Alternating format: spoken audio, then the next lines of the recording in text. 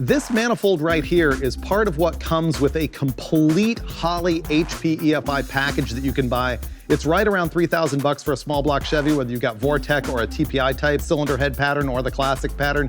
And it comes with everything you need as far as wiring, sensors, computer, manifold, rails, pre-bent lines, the whole shebang. The only thing it doesn't come with is the fuel pump and the injectors themselves, because those things need to be sized towards how much horsepower you're planning on making, so you'll want to buy those separately. And just FYI, we're running 38 pound-per-hour injectors on this deal at 45 PSI. We tried to run a carburetor on this manifold that comes with the Holley kit, and basically it was really bad, which brings up a really good point, which is that multi-point EFI is only flowing dry air through the intake manifold. There's no fuel suspended in it, and that opens up the intake manifold design, and it's really one of the major benefits that we're not realizing here. That's why OE manifolds have big long runners in them that fuel would never make its way through, but dry air will. So we're not realizing those advantages here, but it is a really solid A/B test on how these things are gonna perform on the same manifold, and here's what we're using. On the engine in the dyno cell, we've got a Victor Jr. that's been modified with bungs for injectors. Edelbrock now sells this Victor E manifold, which is very similar, but comes pre-set up for injectors, and they've got rails for it also. And I noticed TrickFlow has a new manifold for small block Fords that you can also buy rails for. And if you've got that situation, you can also buy a Holley kit that does not include the hardware, but that does have everything that you need to put a throttle body and the EFI itself on your engine, just not the hard parts. So there's kind of what we've got going on here. Before we move on here to the old organized fuel leaks, the dinosaur implements known as carburetors.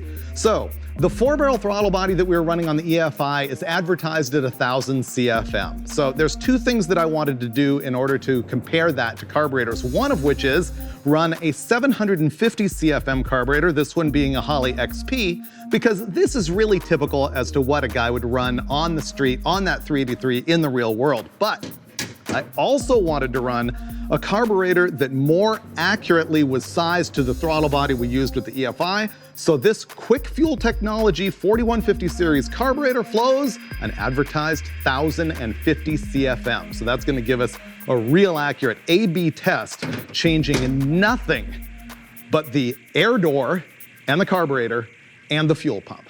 Let's go find out right now what we're gonna do with this 750 before we move on to the 1,050.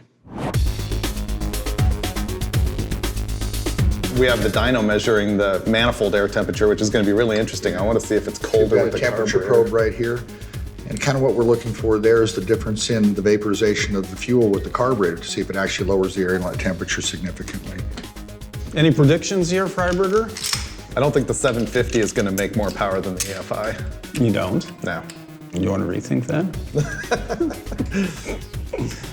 I love knowing and watching. I know, I hate it when you know. Brulé already pre-tuned all this stuff so that we would be set and be able to do this quickly. So this is really streamlined, right? Yeah, look how much lower that is than the carburetor. It's an advantage for hood clearance.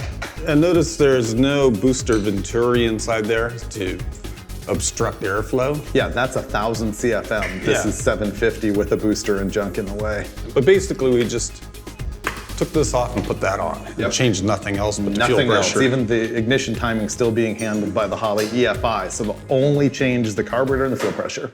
Okay, now we have the Holley 750 double pumper on there, 4-barrel carburetor, and we're gonna see what happens. I bet it probably makes 2 or 3 numbers at peak and the rest is the same. That's my guess. Oh, you think it's gonna make more power? With the carb's way smaller than the throttle body though. Yeah. It is a lot smaller.